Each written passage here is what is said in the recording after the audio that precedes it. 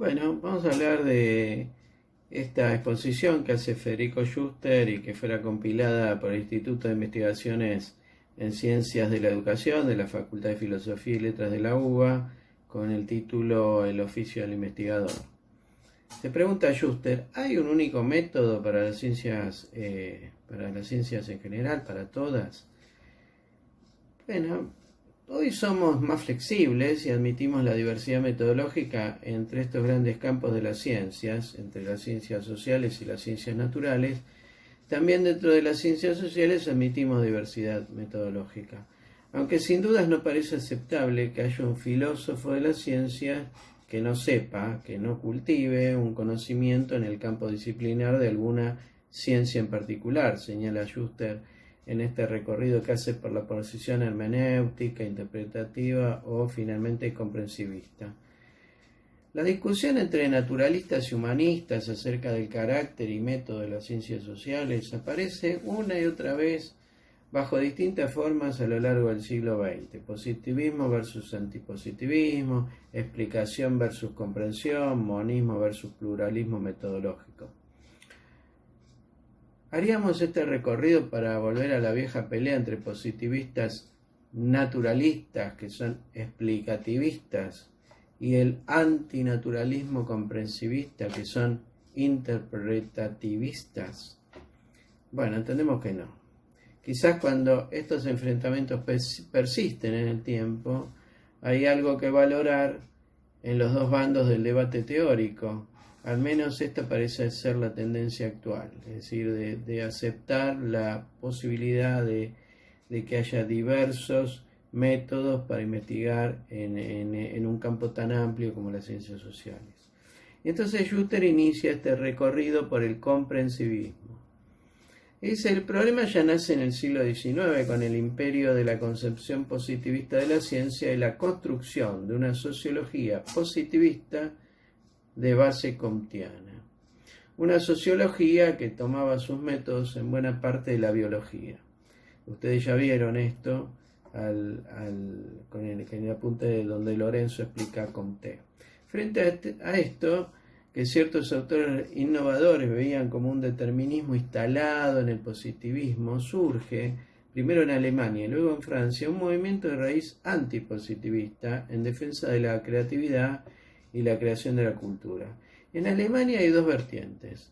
El espiritualismo de Windelbaum, que fue el fundador de la llamada Escuela de Baden, del neocantismo, y el historicismo con Wilhelm Detley.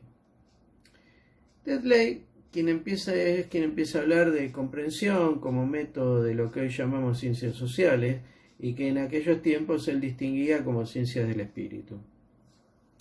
Bueno, recordemos aquí que Detley era esencialmente un hermeneuta, es decir, un investigador de textos, principalmente textos antiguos que documentan sucesos históricos o cuestiones religiosas. Por ejemplo, al encontrarse los llamados manuscritos del Mar Muerto, que son unos 720 escritos en hebreo, arameo y en su gran mayoría, aunque hay algunos escritos en griego antiguo, primero hubo que realizar la verificación de autenticidad y la reconstrucción física de los papiros que están fragmentados. No es que como uno compra un libro ahora y viene todo armadito.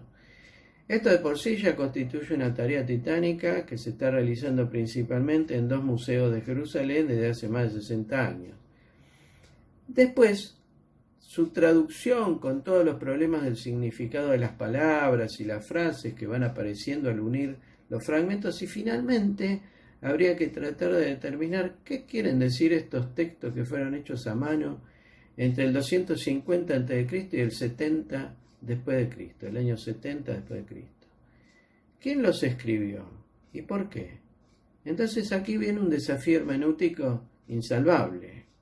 Si el autor fue Dios, tenemos un inconveniente enorme para tratar de entender qué quiso decir. Para no entrar en un ejemplo tan irresoluble por su carácter metafísico, tomemos el texto de la Ilíada de Homero, que se suele fechar el escrito de Homero en el 750 a.C. Ahí tenemos descritos en poesía los últimos 51 días de la guerra de Troya. ¿Por qué el autor dice lo que cuenta o peor? Suponiendo que la guerra llevada adelante por el llamado Aquiles que hubiese vivido la epopeya supuestamente sucedido otros 700 años de que Homero la relate. ¿Cómo saberla en realidad qué motivó a los actores de la trama o al propio redactor del poema? Bueno, estos son los interrogantes que se hace el hermeneuta tratando de lograr profundidad de conocimiento respecto de los actores de la trama.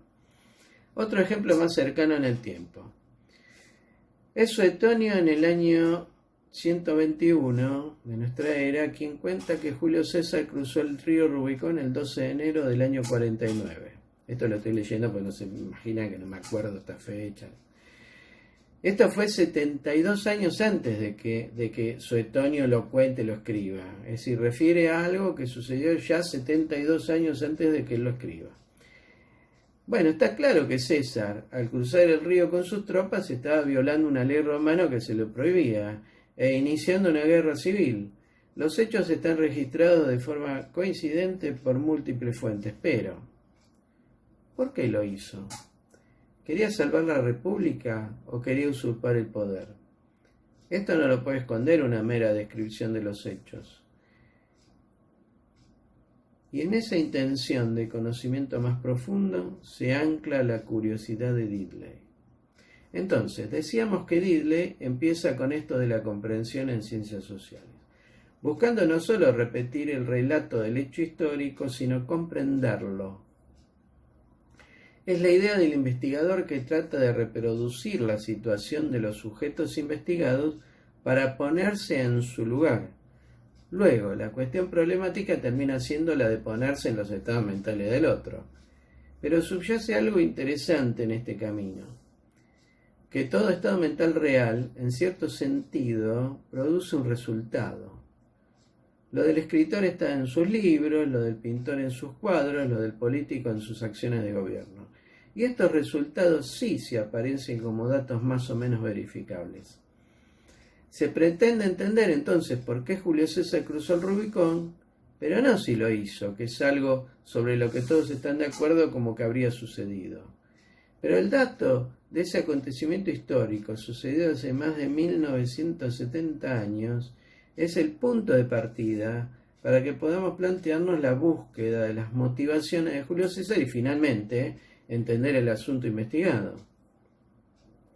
Sería la idea hegeliana de que no hay esencia sin apariencia. Tendemos a pensar que la apariencia esconde la esencia, pero si hay una dialéctica relacionando estos dos objetos de conocimiento, la apariencia o resultado que podemos verificar y la esencia que queremos conocer, esa esencia necesita de una apariencia, porque afirmaría Hegel que no existe lo que no se muestra. Y esto lo toma Diddley. Frente a esta posición de Diddley estaba la idea de leyes universales de las ciencias de fines del siglo XIX, es decir, la búsqueda de estas leyes universales explicativas que no tuvieran que tener que ver con las dimensiones subjetivas, con las interpretaciones, con los deseos o creencias de los sujetos que producían la cultura, sino con leyes generales del comportamiento, de la sociedad, de toda cultura. La comprensión aplica también a entidades que no son sujetos, por ejemplo, comprender las reglas del juego. Pero Diddley se centra en comprender a otro sujeto, un concepto que se aprecia en el sentido común al decir frente al espejo soy un incomprendido, nadie me comprende, y que proyectamos sobre el otro bajo el supuesto de que el sujeto investigado tendría estos mismos dilemas básicos por el solo hecho de ser un humano igual que yo. Pareciera que tengo que reconstruir los estados psicológicos del otro. Este asunto del psicologismo era bastante clave a fines del siglo XIX y principios del siglo XX. Y este es el problema que enfrenta Diddley al pasar de la interpretación de los textos a la comprensión de los sujetos. El problema de este procedimiento que llamamos empatía no es tanto ese que se propone Diddley de conocer al otro, sino que al ser subjetivo este procedimiento, impide que cualquier otro investigador desarrolle los mismos pasos metodológicos para llegar a la misma situación empática y, consecuentemente, a las mismas conclusiones. ¿Cómo hago yo para que otro investigador controle mi interpretación empática? Bueno, acá dice Schuster, aparece el aporte de Max Weber, quien da un salto metodológico en este derrotero.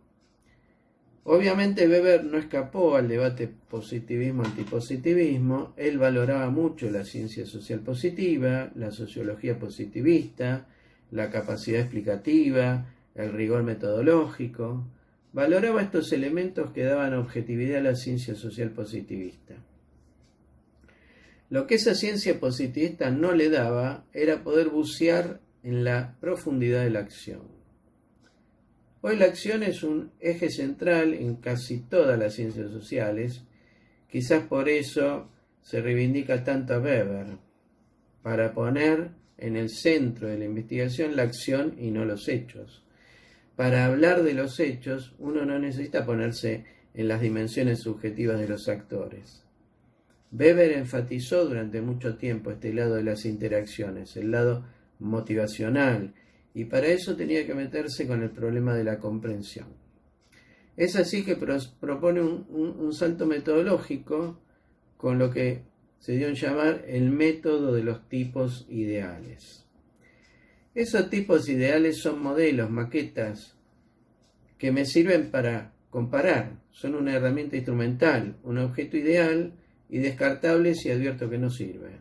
Uno imagina una situación ideal típica y al confrontar con la realidad, si advierte una desviación, la reconoce y busca el obstáculo que la provocó. ¿Qué pasó para que el individuo desvíe su conducta de la situación ideal típica? Bueno, es aquí donde Weber habla de comprensión, refiriendo a la capacidad del investigador para reconstruir los motivos que el individuo tuvo para actuar. La comparación de la comprensión con la explicación va a dar garantías al método. Él admite que la comprensión le hace perder rigurosidad y certeza en su investigación, pero lo acepta a cambio de lograr profundidad en el conocimiento. Weber define la acción como la conducta subjetivamente significativa. Y esa fue la definición que todos los comprensivistas posteriores siguieron. La mera conducta sin una comprensión por parte de la gente es una mera conducta reactiva, ya que solo la acción, si está debidamente motivada, es acción. Sin motivo no hay acción, sin motivo subjetivamente conocido. Luego, comprender es simplemente tratar de reconstruir el motivo que tuvo el individuo para actuar. ¿Cómo? A través de los tipos ideales. Este salto metodológico de los tipos ideales nos permite escapar de un cierto carácter inmediato, intuitivo, no metodológico, de la hermenéutica empática de Diddley.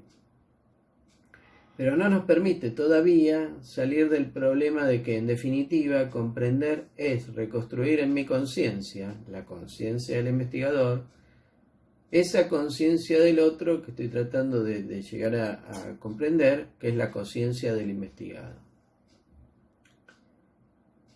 Un tercer salto en este derrotero que cita Schuster lo va a dar Alfred Schutz.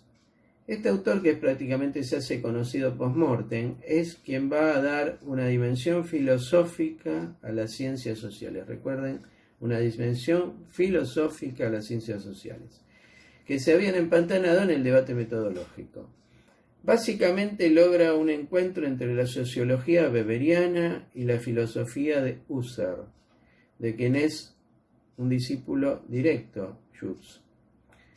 La solución que propone Schutz es meramente empírica, no trascendental. Él dice que la intersubjetividad es condición de la subjetividad individual. no somos sujetos individuales, sino hay otros sujetos respecto de los cuales después podemos adquirir individualidad. Nos hacemos sujetos en compañía de otros sujetos, sin los cuales no podemos ser sujetos. Para formar nuestra conciencia tenemos que estar insertos en un mundo social. Bueno, dice Schuster, desde Descartes para acá, se dice que somos cuerpos que andan por el mundo llevando una mente. ¿Que se acuerdan esa metáfora que yo le cito de la caricatura que tiene el globito con la idea atado mientras vas caminando por las páginas de la revista? Bueno, eso sería la descripción cartesiana de la mente que acompaña a los cuerpos. Si la mente es así, cerrada, cabría preguntarse cómo podría el investigador representarse las motivaciones mentales del otro al que investiga para saber los motivos que este último tuvo para actuar. Entonces, si bien no puedo reproducir exactamente cómo ve el mundo cada uno de los otros sujetos, en el curso de una investigación no me es totalmente ajena la posibilidad, porque comparto básicamente los modos de referirme al mundo con los otros sujetos, porque me he formado con ellos. Así, un objeto cualquiera, por ejemplo una mesa, es la totalidad de las perspectivas, dice Schutz. Y entonces la sociedad, dice Schutz, es eso, la totalidad de las perspectivas sociales. La sociedad no es otra cosa que la totalidad de las maneras en que los distintos individuos perciben la sociedad. ¿Cuál es entonces la tarea del científico? Bueno, la tarea del científico es tratar de reconstruir los pedazos. Es decir, de unir las ópticas, de conocerlas todas, de armar ese rompecabezas. Pero al ponernos a trabajar en esta tarea, si bien venimos de la vida cotidiana, pasamos a un mundo diferente, dice Schutz. Acá le da la dimensión filosófica. Pasamos al de la ciencia social que construye en un segundo grado, distinto del primer grado de la vida cotidiana que, vivimos. Y allí, en ese segundo plano, siempre estamos tipificando al otro. Tomamos un aspecto del otro y lo tipificamos en virtud de esa característica. Para acceder a las perspectivas de los otros sujetos, toda metodología es admisible. Yo dirá, cuando llego al segundo grado, me convierto en un naturalista. No tengo ninguna diferencia con Ernest Nagel o cualquier otro autor anticomprensivista. Pero los discípulos de Schutz verán que para lograr este objetivo no les alcanza con las técnicas cuantitativas. Necesitarán técnicas cualitativas para poder reconstruir efectivamente la perspectiva del otro. En esto están los discípulos que inmortalizaron a Schutz, Berger y Luckmann, en su famosa obra Construcción Social de la Realidad. Si llego a la hipótesis comprensivista, debo sostenerla, y puedo sostenerla porque, de hecho, yo comprendo al otro y lo comprendo en la vida cotidiana. Acá destacamos principalmente dos aportes. El primero es la idea de realidad interpretada. Realidad interpretada. Es decir, el mundo social es un mundo interpretado por los propios sujetos que lo viven y lo hacen. Por ejemplo, al votar, los agentes interpretan el mundo de determinada manera y por eso actúan en un sentido u otro. Esto es la realidad interpretada. Es algo prácticamente aceptado por todos los cientistas sociales actualmente. Y también otro tema relevante en Schutz, que vamos a puntualizar, es la salida de las mónadas. De los individuos de conciencia aislada, de los sujetos cuya conciencia se forma socialmente. Es decir, de la caricatura que va con la mente atada. Y otro tema es que, si bien se avanza hacia el concepto de conciencia formada socialmente, la multiplicidad de perspectivas lleva una especie de contradicción, porque marca un énfasis en las conciencias individuales que, en definitiva, ¿cómo es entonces que interactúan? Si perciben la realidad social desde perspectivas diversas. Schutz dice, yo soy un empirista porque la única diferencia con un empirista tradicional y mi posición es que yo entiendo como parte de la experiencia la comprensión. O dicho de otra manera, con una metáfora que él utiliza y que es citada ampliamente cuando se habla de Jules. Jules dice, yo no solamente siento el calor de la mano del otro, yo sé que me está acariciando. Seguimos igual con el acceso a los estados mentales del otro y en este sentido es una interpretación en parte arbitraria porque los estados mentales son privados, son privados de cada uno. El problema con el que tenemos que lidiar en términos de psicologismo, no de psicología, de psicoanálisis, nada de eso, de psicologismo, es decir, de aplicación de la psicología a la sociedad, es el problema metodológico de cómo comprender al otro cuando los estados mentales son privados, siguen siendo privados. El siguiente autor citado por Schuster es Peter Guy Wench. Causó un gran impacto este autor con el libro La idea de la ciencia social. Era un seguidor de Wittgenstein y tuvo el mérito de introducirlo a Wittgenstein entre los cientistas sociales. Introduce la cuestión de la comprensión como comprensión de reglas. Dice, las afirmaciones, las proposiciones tienen un sentido al interior de un juego del lenguaje. Una proposición, que es un juego, que en un juego no tiene un sentido, puede tenerlo en otro juego. Estas reglas del juego, ¿qué son? Básicamente son reglas sociales. El lenguaje es una construcción social y nosotros nos movemos dentro del lenguaje como al interior de una construcción social. Wittgenstein le sumaba a esto las cosas bastante fuertes que Wench toma, como por ejemplo que no hay lenguajes privados. Además de esta afirmación, toma también de Wittgenstein, que dice cosas más fuertes todavía, como que el lenguaje representa una forma de vida y si se entiende el juego del lenguaje, se entiende esa forma de vida. Esto lo toma Wench inmediatamente y dice que eso es hacer ciencias sociales, conocer las reglas del lenguaje que llevan a entender la sociedad. Así que comprender al otro no es reconstruir algo previo al lenguaje en el que el otro expresa sus enunciados, sino que es reconstruir enunciados accesibles inmediatamente a través del lenguaje. El otro autor mencionado por Schuster es Gadamer. Gadamer básicamente habla de dar sentido a un texto en un acuerdo con mis conocimientos previos, o también podríamos llamarlos prejuicios.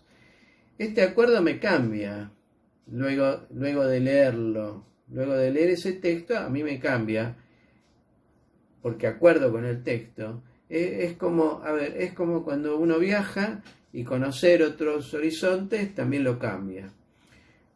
La necesidad de comprender a otra cultura, me va cambiando.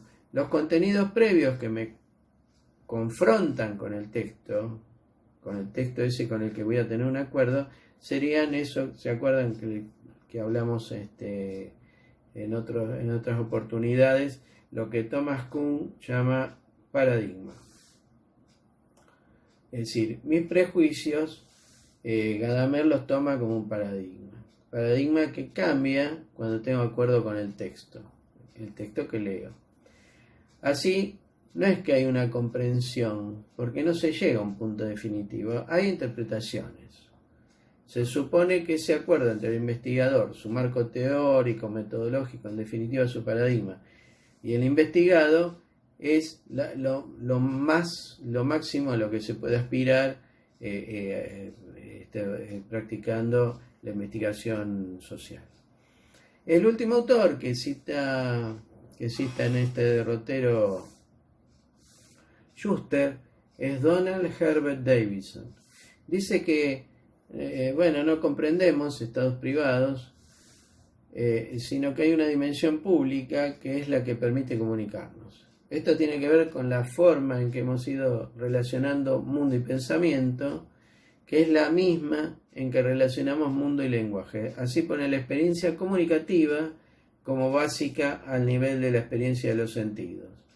La experiencia comunicativa es finalmente constitutiva de la inmediatez de nuestra vida social cotidiana. Y con este último autor, un poco más actualizado, termina el recorrido que hace Schuster sobre lo que él entiende que han sido los principales autores adheridos al comprensivismo.